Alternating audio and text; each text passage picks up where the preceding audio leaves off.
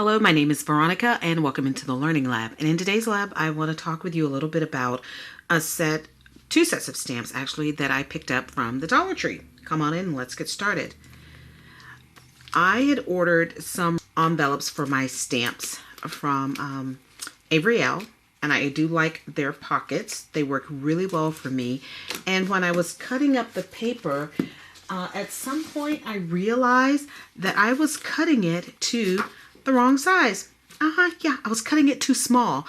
And I thought, okay, what are you going to do now? I didn't want to waste that paper, so I wanted to start playing with some of my Dollar Tree stamps.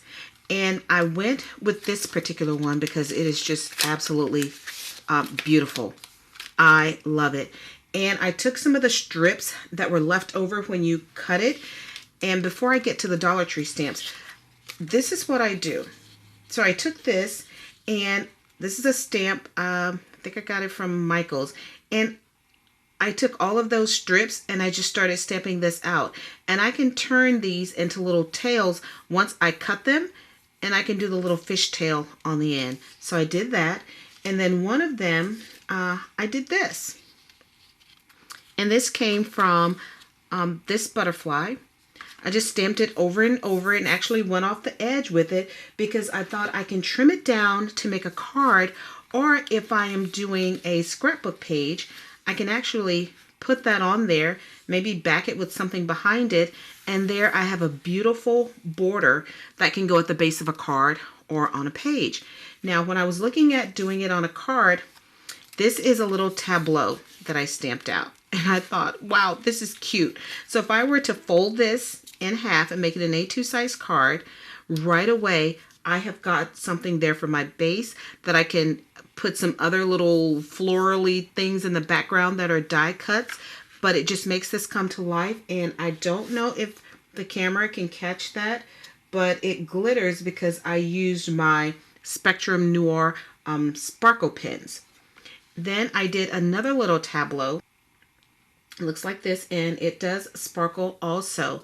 So I stamped out enjoy the little things, and I just went around that. When I'm sitting, I will just stamp out things and die cut, so when I'm ready to put a card together, I can quickly put this on here and make something spectacular.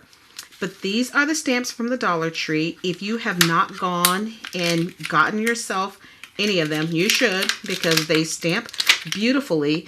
And when I was ready to stamp these, I actually did not have my stamping block.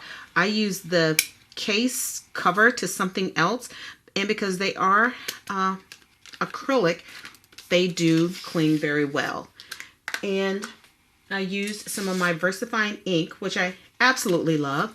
And if you wanted to do this on just a little strip, that would work out perfectly. So I just want to stamp one for you.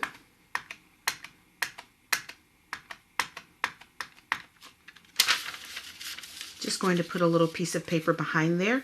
You don't always have to have your entire image. You can do parts of it.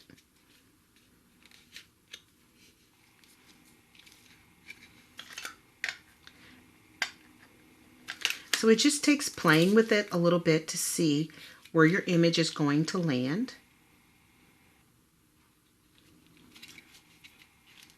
And then just going from there. And as you can see, I am quickly making a beautiful butterfly border. I am limiting myself to these colors, and this block I've already been drawing on from my last project. You can clean that over if you like. I'm just going to flip it over. And what I did was I just took some of my ink and scribbled that onto my block. Then I'm going to use my water brush. Whoa. The reds, no matter who they are usually extremely wet. So when you are doing that, keep that in mind. You're going to get a lot of red out of there. Going to put down a little bit of blue, and then just some green for some variety. And all of that is sparkly, yummy goodness. If you are not the owner of any water brush pens, please just use whatever paintbrush you have. Just dampen it first, and that's going to help your ink to flow more smoothly. So I'm just going to use this. Start here. I'm going to squeeze a little water into my nib, squeezing that off to the side where there is no color. So I'm just squeezing a little water there to get it wet. And I am going to pick up the teeniest amount of this red because it is saturated, and just start coloring in. At this point, sorry about that, I wouldn't try to go from color to color. I would just finish up my red. So whichever butterflies I want red on, that's the one I'm going to do. When you're coloring this in and you look at the saturation of color and say, a little bold, just think that when you go to the next one, if you don't re-dip, you're going to get a lighter shade of that red. And that's one area and where you can start to play. So you're only using these two colors, but you're getting such a different saturation. So you can make that red do double duty. And that's what I would do, is just continue to go around with my red and just color in all the butterflies that I want to have red on them. So that when I'm ready to change to a different color, I can just move on and I don't have to worry about re-dipping into the red. But if we do these two.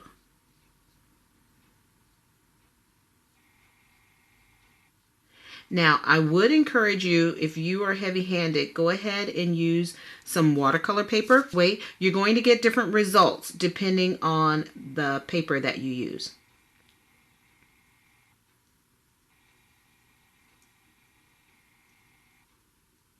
So now both of those are darker, and I'm going to make these a little lighter. So I can quickly get just some variegation going on in there. Now I'm just cleaning my brush off and where I just squeeze the all clear water off to the side. And let's go in and pick up a little bit of green. Again, I would continue to do all of mine in that color and let it dry. Because you know, when you start mixing green and red, it turns brown. So hit it with your heat gun and let it dry a little bit before you go in. And if you have them laid out like this, you can actually go down the line and move to one that is probably dry and start to put down your new color. But that's my suggestion for you when working with any set of stamps that you're going to color in with water. Water stays wet. So just be careful that you don't get it mixed in with some other ones. I am going to just keep coloring these in because this will show up on a card that I create and you're definitely going to see it again. But as always, I just want to thank you for joining me in the Learning Lab today. If you have not been to the Dollar Tree to take advantage of those dollar stamps that they have in there, as I have shown you from mine, they actually stamp out really well. There was a llama set, a summer set, and something else, and I have a lot of stamps, and I did not need to get those. I didn't need the love ones either, but yeah, I'm a sucker for Valentine's, so I went ahead and picked those up. But these stamps stamp out beautifully. Please go in, get yourself a set. They are only, my favorite word to say, $1. You cannot beat the price. So go in and get yourself a set of these $1 stamps from the Dollar Tree and just have a fantastic time stamping with them. Until then.